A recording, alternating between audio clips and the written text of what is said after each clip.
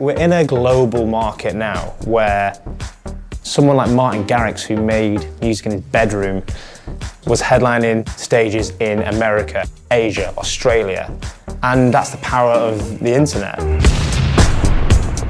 You see it when people go to clubs and they're filming. You're there, you're watching the set, but you're watching it through a screen. It's mad. I think the curse of the social media glare is there's no escape, and there's also the accusation of being manufactured.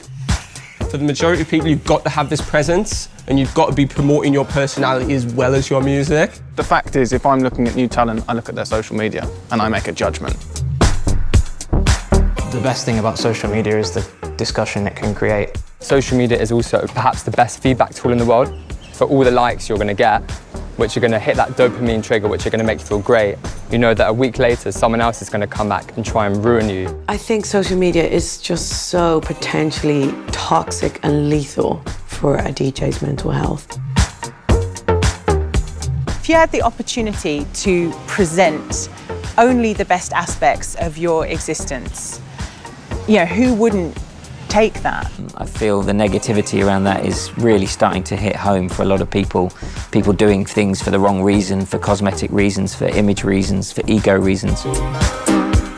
It's called social media, but I don't believe it is. I think people cultivate this false self, this kind of synthetic persona, and they can develop it to the extent that they feel that that's what they want to be, yet they can't interact on the level.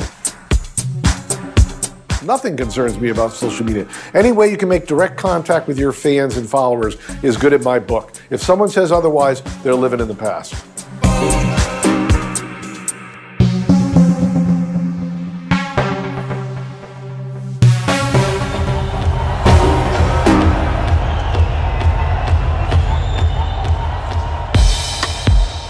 We never had phones before in Clubland, and now we do. So it had become a bit of a scourge because, you know, at the beginning they were quite fun. You know, when I went to a U2 concert, when Bono says, "Get your phones out," you know, put all the lights on, and you see thousands of people with the lights on, and turn all the lights off, and all you see were people who had their phones in the air. That was actually quite cool. But now when you see the lights on that's being recorded, actually it's not that cool. Last year, the phones in the club really were invasive to me as a DJ. I found it difficult to actually be able to focus on what I was doing, just DJing, doing what a DJ does. I kept getting interrupted time and time again, physically, by phones.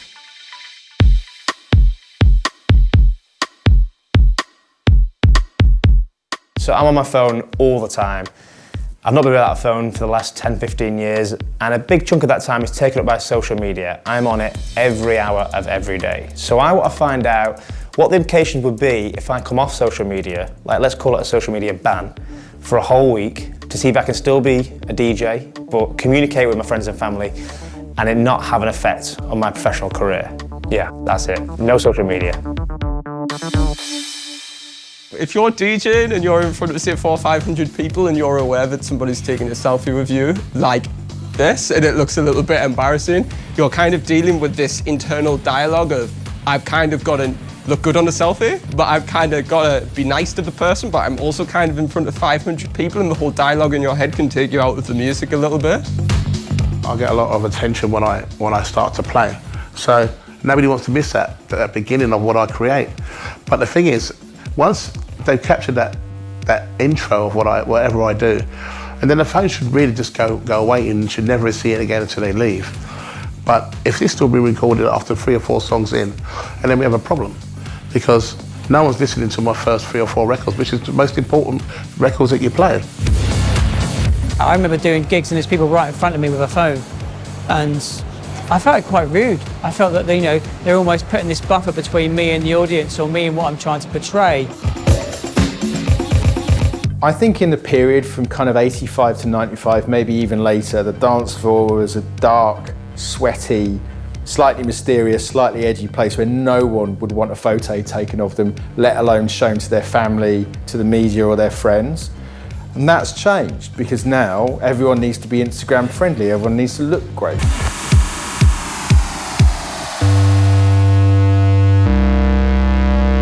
We were going through some old footage from Pasha and Ibiza recently. People were jumping up and down. People were going wild. And you know, you can't do that if you're constantly checking on your phone. Like, it's mad how phones have affected the way that people even think about events these days. If you look at the rise of day parties, the rise of pool parties in Ibiza, that's because people want to Instagram.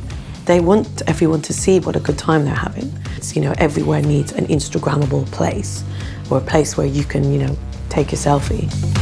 It's almost like a party now is only good if there's content to prove it happened. Like the tree falling in the forest, but no one was there to hear it. Did it really happen, you know? Were there really 5,000 people going mad if there's no content? Now, it used to be that the person on stage was the star. Now the person in the audience is the star. You want to feel important, and that's what it's about. You want to share with your friends you were there. I feel like everyone wants their own TV show. You know, everyone wants to be famous, to be talked about, or, oh, you know, so-and-so went there, or so-and-so's doing this. When the people come to this event, they want to call the other guys, I don't know, there is in Rio de Janeiro, with the phone, they start the video call. Hey, look where I am, fuck, I'm here at this hotel, you're at home. I think social media is a massive part of dance music, and for me as a DJ, it's the key tool for promoting myself.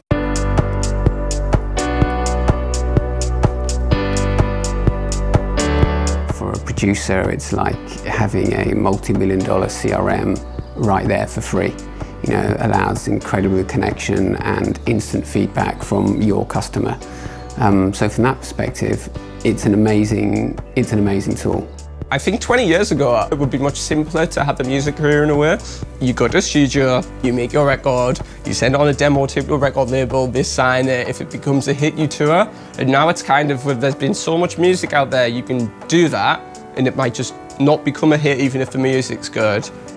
For the majority of people, you've got to have this presence, and you've got to be promoting your personality as well as your music. The best accounts to me are where you mix the personal with the work. So if I follow Black Coffee, I don't want to just know about his gigs, I want to know about his personal life. I like seeing pictures of him with his mother having dinner. That to me is a nice part of social media, is I get to feel the human part of an artist, which you may only know as an industry person.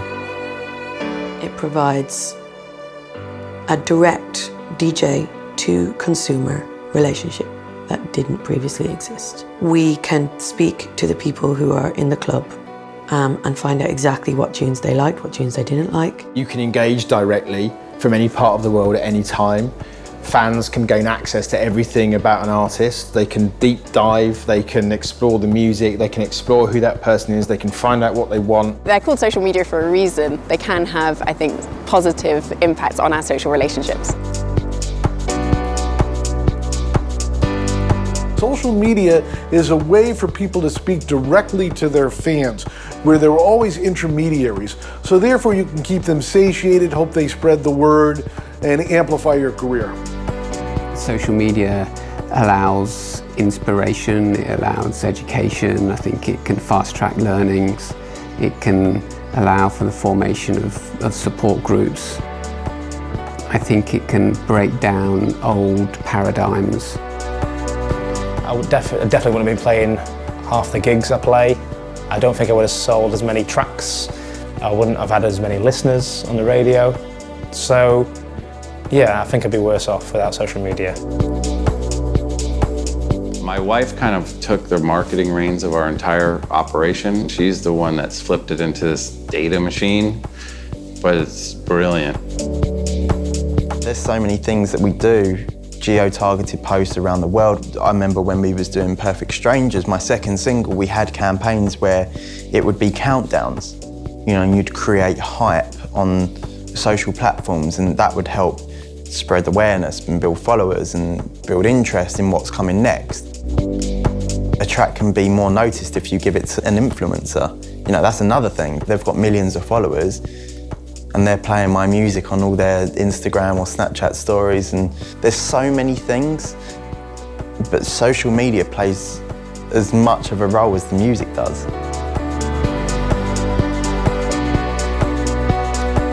I know agents that are particularly booking DJs with more followers.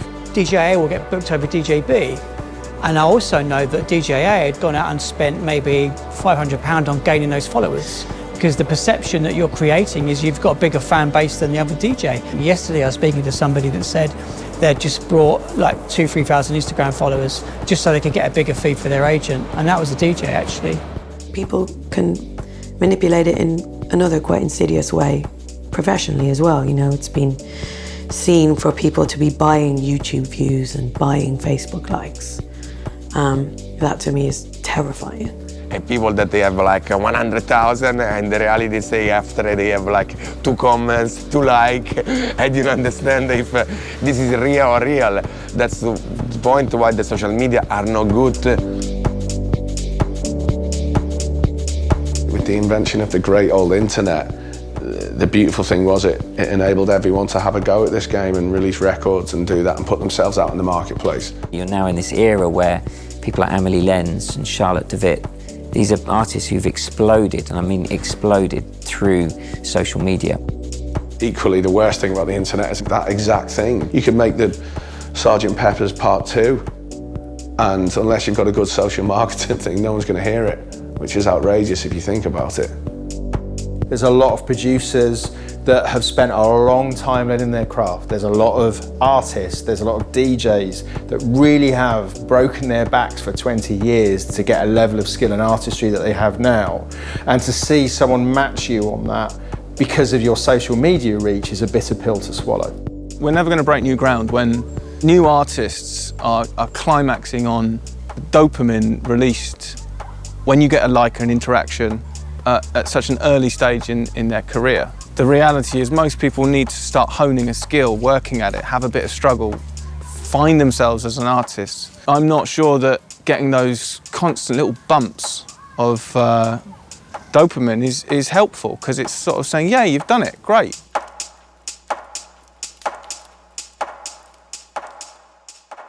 The challenge I'm going to take is to go cold turkey, is try and live without social media for a whole week. One part of me is very nervous because I'm so used to promoting myself and just catching up with friends and seeing what everyone's up to on social media that I'm worried I'm going to feel out of the loop. But I'm also excited to not have to remember to do it. We all need time off from social media. We all need time off from the internet. We all need time off digitally. I think it's really good to unplug. I mean, I do it now and again myself, but it scares people to unplug. It's like, you know, I called you yesterday, why didn't you call me back? I texted you a minute ago, you know, I sent a WhatsApp and I didn't get my email, and I'm just like, no. I think it's good and bad. You know, there's good things because, you know, by me being online and doing something, I might discover something. I might discover an artist. I might, you know, which might not have happened if I was switched off. If I was switched off, it allows me to breathe, you know, not be so conscious or worried about what everyone else is doing. It allows me to just do my own thing. I would advise that you want to check that you are not psychologically dependent on something, even if it brings you pleasure. And the way that you do that is by testing your reaction when that thing is taken away from you. So there's been a recent scientific study where they had people do a 5-day digital detox. And the big headline that came out in the media was that your physiological stress levels go down.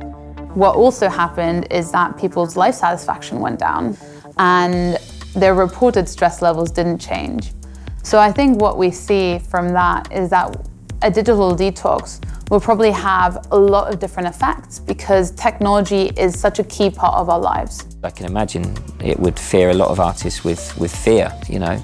And that comes back down to this problem though of like, how is an artist's value measured? Is it because they've got more Facebook likes than the next guy or more Instagram followers than the next guy? 7 days, social media, gonna delete all the apps, change all your passwords, go completely cold turkey.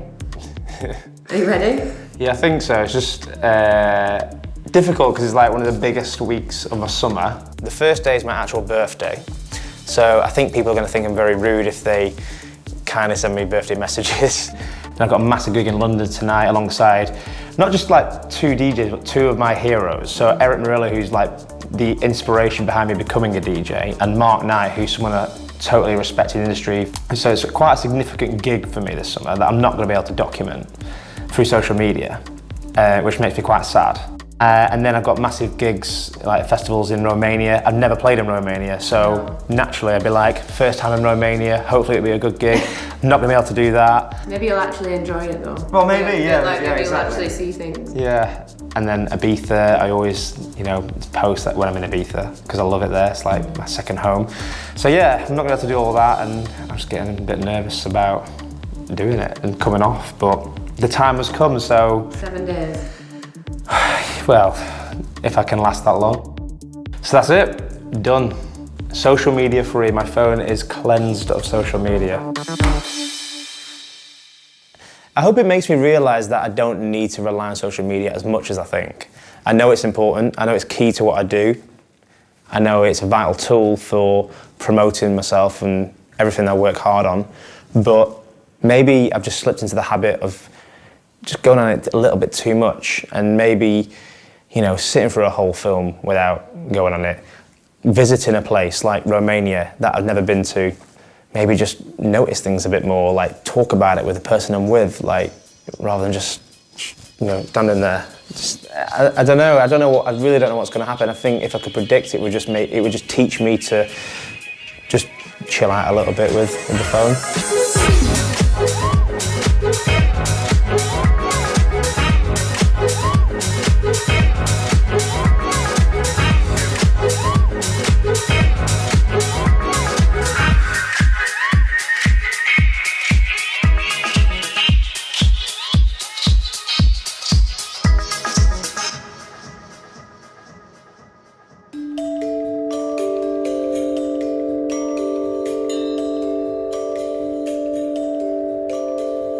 Craving is a part of human being, and from the Buddhist perspective, craving causes an attachment.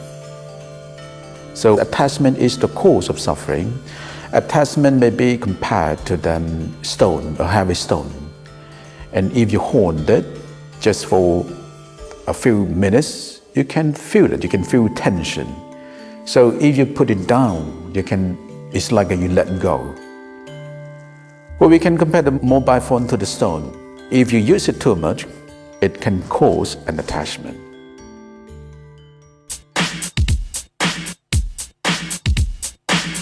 Massively addicted to my phone, can't switch off. First thing I do when I wake up, go on my phone. Last thing I do before I go to sleep, on my phone. It's like a comfort thing, just quickly check my phone and check my Facebook, Instagram, emails, whatever it may be. Every, I would say, 4 or 5 seconds, you want to know what's going on, and that's an addiction. So you're looking for that fix in something of which you just do, whether you think that you do it or not. I do it. I go, I feel my phone, okay, I look at it, I go, okay, have I got any emails? No. So what's actually happening in your brain, when you receive a notification on your phone, you get this little rush of endorphins, which is a pleasure-giving chemical. And that induces what's called a Pavlovian response. That means that you want to jump on your phone straight away and answer the notification. It's just so easy because it's on your smartphone, it's in your pocket. If I'm walking to get the train, or I'm sat in an airport, or I'm at home, quickly have a little look. Right, straight on, whether it's checking the news or Twitter or whatever, straight on my phone. And it's not until we talk about it now that I've realised this.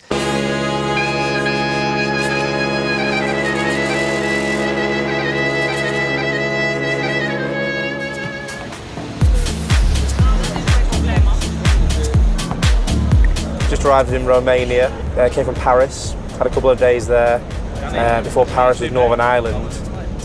I've managed to stay off social media despite visiting some incredible places. You know, the tunes were going off, the crowd was responding, and that would have been a perfect opportunity for me to get some videos. I definitely would have Instagram storied, I definitely would have tweeted.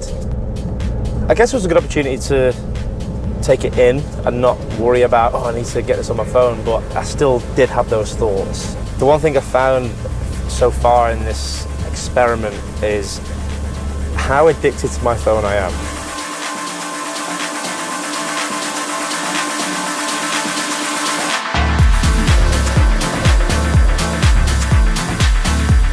And I think because my brain is so used to just getting my phone out, so If I saw something and I was like, my first train of thought would be, I need to get my phone out. Oh, no, I can't. It's quite scary actually to think that my phone has almost become a part of my body.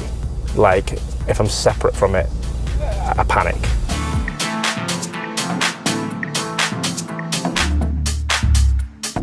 The people who designed the social media platforms use the same algorithms and technology as gambling sites. So they're using a lot of the same techniques so that you get a rush of endorphins when, for example, your followers go up or when your posts are liked. It's actually addictive. We have to remember that most social media platforms, their business model is based on keeping us on those platforms for as long as possible, whether that's so that we see more advertising or interact with more commercial partners or make more in-app purchases, whatever it is that forms the core of their business. It can lead to them prioritizing the posts in our feeds that they think we are more likely to react to. And that can perhaps lead to what we call filter bubbles, which is where you only see the viewpoints of people who agree with you because you end up curating your feed or being pushed information that these sites think corresponds to your own worldview. And that can be problematic because it can give you a bit of a skewed view of reality. There's a reason why all the fake news sites get so much traction, because they identify what people would mostly be angry about. And when people are angry, their emotions worked up and they start to comment. So if person A is saying something negative to person B, you'll get some people off that person B's timeline that see it, they want to come to their defense. And then other people will latch onto those people and call them kind of social justice warriors and so you get this kind of feedback loop, and then that's how it exponentially grows.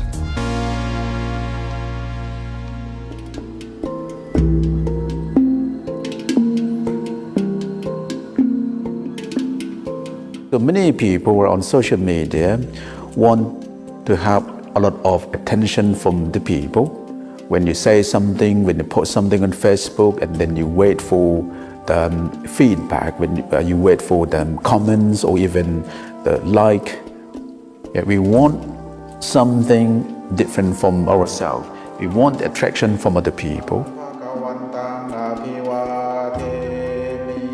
And then whenever you have more likes, and then you want more and more. The more you have, the more you want.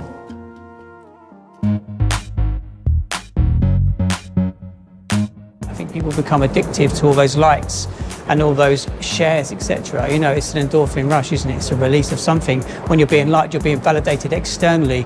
You're continually having to get that validation. I think a great amount of posting on social media is bragging.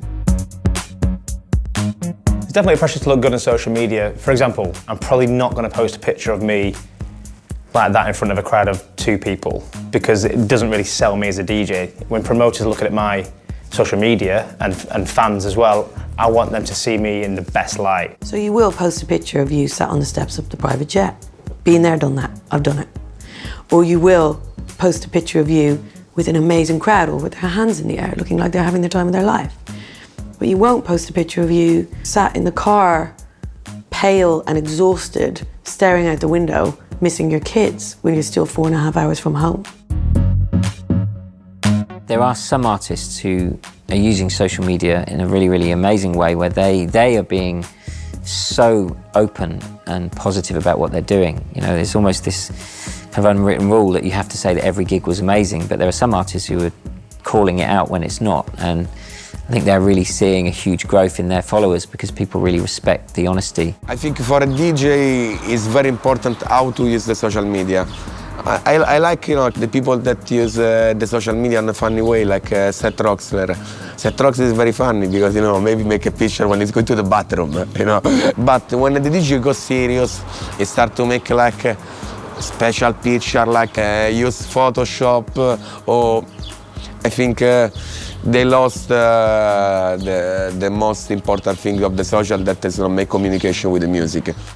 You know, it's called social media, but I don't believe it is. I think people cultivate this false self, this kind of synthetic persona, and they can develop it to the extent that they feel that that's what they want to be, yet they can't interact on the level. They can't interact with another human being because they've become so distant to this persona they've created.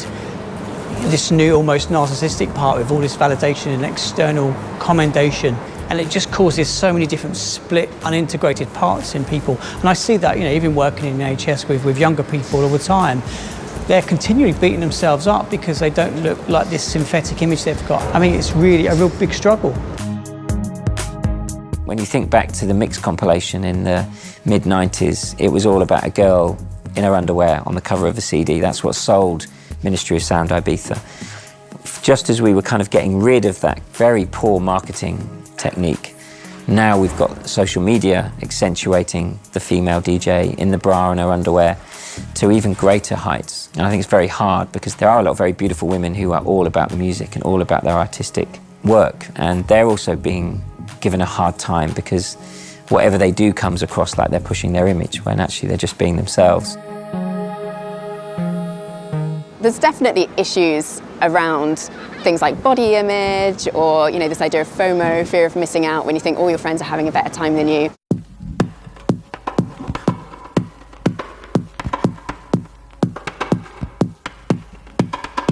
In a lot of social psychological theories, comparison to others is just key to how we function. And social media does amplify this ability to compare yourselves both to people in your social surroundings, to people you would have never met or you will never meet, but you meet every day on your Instagram feed. So social comparison can cause me to feel really motivated to try and to be better and to improve myself. But then naturally there can also be a negative effect of social comparison, causing people to feel disillusioned, to lack in self-esteem. There's a very powerful quote for me that says, "Comparison is the thief of joy." And if your tribe is no longer 12 families, but it's half the planet, that can strip a lot of joy from your day-to-day life. There's a part of the brain that's in the frontal cortex, and it's responsible for your understanding of how you fit within your community, like how you compare to your friends and your family and what your role is in your kind of social group. And for prolific social media users, that part of the brain is larger than in their peers. And what they think that means is that they would be obsessively concerned with comparing themselves to other people. And we know that that has a negative impact on self-worth. The other aspect is this kind of constant competition that has been created in the DJ world. This kind of, we're all one community, but we all want to kill each other at the end of the day. And I see that too much with a lot of talent, that they're so preoccupied with what somebody else is doing and what they're seeing on social media, and well, why are they playing? That stage looks much bigger than the one I played on. I just see people are just showing off so much and then getting so concerned and paranoid about what other people are doing. They're losing sight of actually what's important to them in their life and their career and focusing on their situation. I see other managers posting about how well certain acts are doing, and even if one of my acts have done well, I've definitely gone into this thing of like, why are we not doing that, or how do we get to do that, or whatever. And I've found myself getting quite pathetically jealous about that. You can see why certain acts at different points of their career, that could affect them for sure, because they might think, well, why am I not doing that? Well, I should be there. And of course, it never stops in dance music. It's an addiction. It really is. You feel in your body like the kind of fear of missing out. I feel if I'm switched off for, a few hours, I'll miss stuff.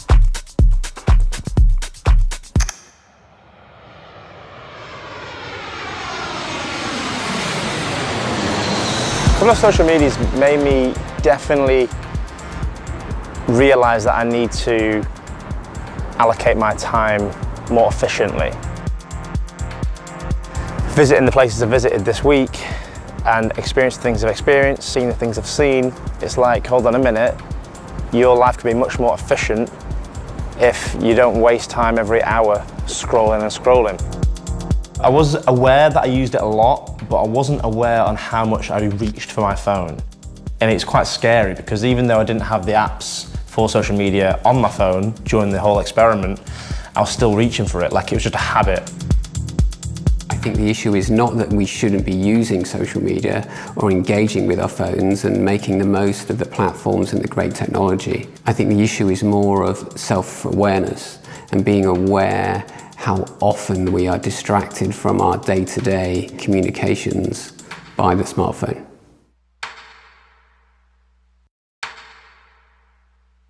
One of the things that's coming out of the really new research into social media is that if you're a passive user, if you're scrolling through other people's posts and then thinking, oh, they all look like they're having a really good time and I'm, sat on my sofa with my hand in a bucket of Maltesers, what am I doing with my life? Then it's going to start negatively impacting your self-esteem. I think social media is just so potentially toxic and lethal for a DJ's mental health. It can be so destructive.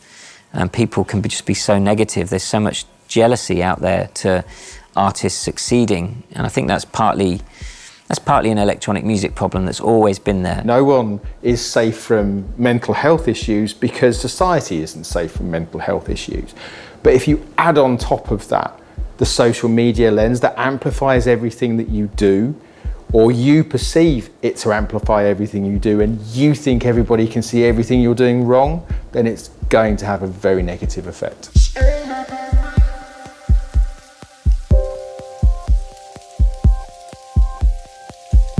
At the time, I was using social media as a sort of to define my own feelings. So in the way that when I played a gig and I got back to the hotel and I was severely unhappy, I would go on social media and search out negative reviews to kind of try and justify my feeling because I didn't understand it at the time.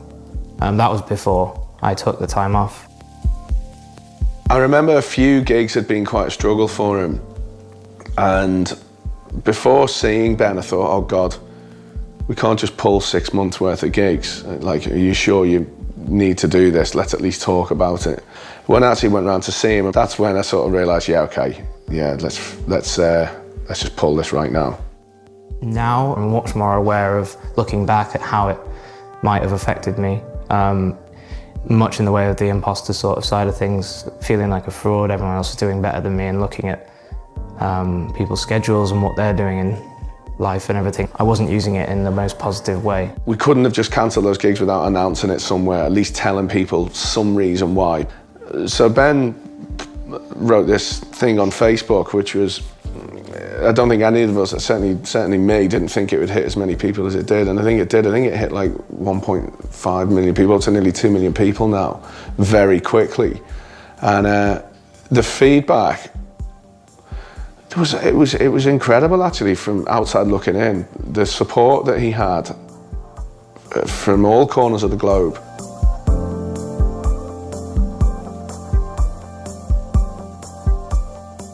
I think in the last 2 weeks alone, James Blake wrote about his depression and mental health and suicidal thoughts. A lot of artists are now using social media in a very positive way to tell their fans that it's okay to suffer, that we're all human, we all suffer from issues of anxiety and depression. I think looking at social media and the recent spate of kind of high-profile suicides in the music industry, especially like that with Avicii, is that we don't know. We might feel that we know our artists, and the whole opening up of social media was supposed to be about, hey, we get to sit, we know our artists innately, but we don't.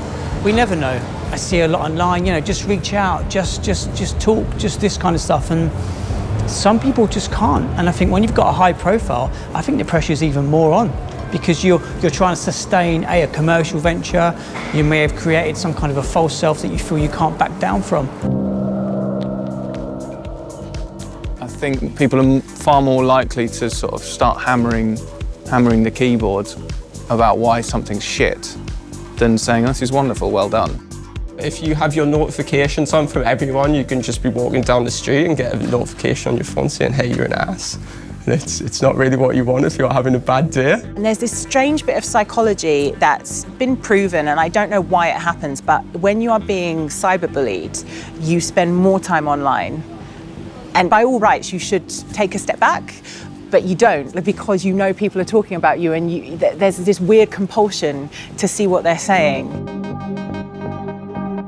I think a troll's someone that's seeking gratification through putting someone down on the internet. There's research that shows that people get dopamine from it. A lot of the time they're hiding behind an avatar or a fake name, fake account, so it's not real. But they are incredibly destructive and can be, especially when it's targeted and it's personal. I'm kind of fortunate enough to have to be strong enough mentally to be able to handle whatever comes to me. But if I was really, really sensitive, I probably would be in a mental institution by now. because the things that have been said about me, it's been unbelievable and very damning and very personal for no reason whatsoever, apart from that they want to create a thread based on trolling, as we know, and cyberbullying. Most people with a degree of success have a degree of imposter syndrome and thinking they're going to be found out any minute for being the fraud or for having a lack of talent.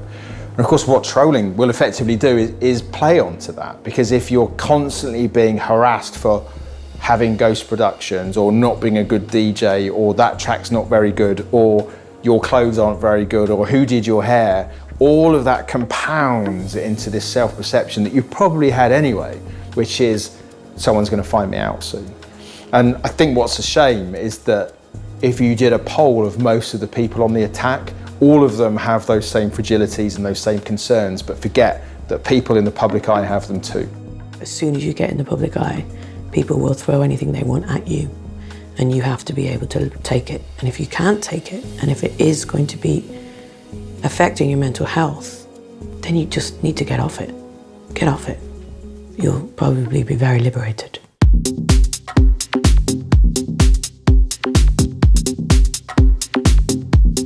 I think predominantly since probably the inception of iPhones, and I've noticed a massive difference in the classic people holding up phones, and they want to try and preserve that experience digitally rather than just embrace it from the perspective of just being organically there and being engaged with it.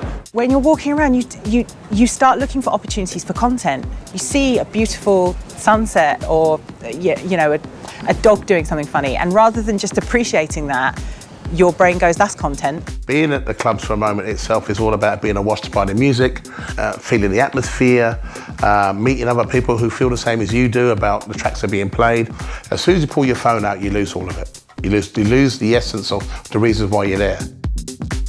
10 years ago, 20 years ago, you go to a club to connect with people, to look at them in the eye, to exchange ideas, kisses, whatever you want to exchange on a dance floor with people in a club. It was to experience music together, that feeling of a lot of humans together in one place, feeling one thing. As unique human beings, we all get that sense of worth and connection from other human beings. Now, I think what's starting to happen now is people are spending less and less time with other humans, so they're losing that natural sense of empathy. I think there's definitely a danger that we're losing human connectivity as a result of living through our screens. When you used to go to a club, it was about the music, but it was about meeting people. And now it's about the music and taking photos of that music and posting it in real time, and not about the people around you. And I think we're all missing some of the magic at the moment because of it. We're working with Pasha, Amnesia, DC10, and we're doing some stuff at Privilege as well, so pretty well everywhere. Of making a point of saying no cameras. From a promoter's perspective, for us, and the brand, growth of the brand, it's a fucking ballsy thing to do. But for us, we say, right, I want to go to an event where I get completely lost and I go across the road afterwards and have a drink and say, fucking hell, wasn't that amazing? This happened, that happened, but it's because it's in here. It's not going through, scrolling through saying, I'm going to refer to my phone to make sure it actually happens.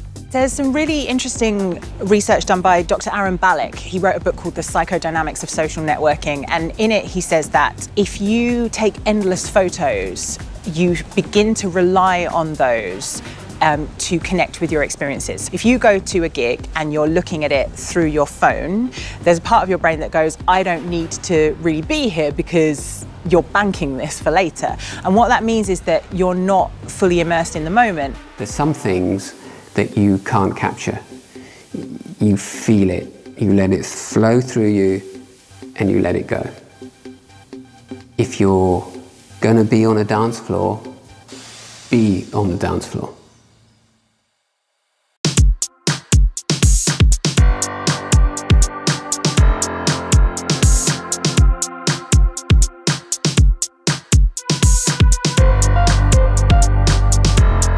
I think there's got to be a level of education for the younger audience who just start clubbing, and that's what we're trying to push. People who enter clubs since the first time, they might be a little bit excited, they might take out their phone and film the DJ, so we just got to educate the younger audience. We're trying to get people to understand that you should be able to unplug yourself for something that takes you away from the reality of life. If happiness can be defined as the ability to fully experience life, then reaching for your phone in an attempt to record that and promote that is only going to take us out of that very state. My biggest concern is that we will become almost like avatars. So we'll become less and less active in the three-dimensional world and rely on our social media personas to kind of live our lives for us.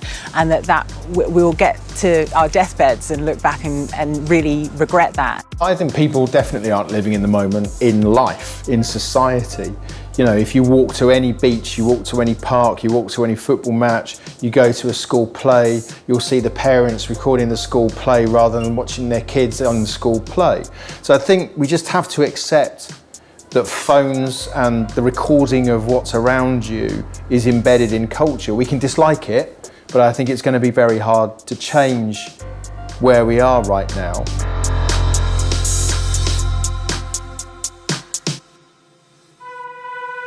I really hope we get to that point where, you know, it's positive to switch off.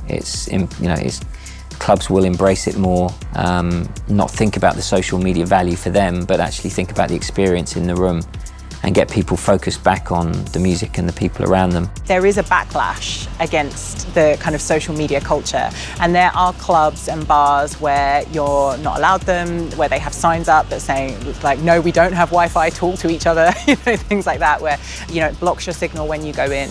You can find spaces where people are actually committed to three-dimensional interaction. It'll be like a smoking area of a restaurant. Half the restaurant will be using their phones to talk to each other over the table, and eventually they'll get pushed outside and they'll just be standing in the rain doing it. And I think more and more clubs will pick up on that idea of a no-phone protocol, like Berghain, like Output in New York, which I've played and really appreciated for that. I think it will definitely become more of a thing, and I hope it does. And I think if it does, it will really, really help to preserve what clubbing is for.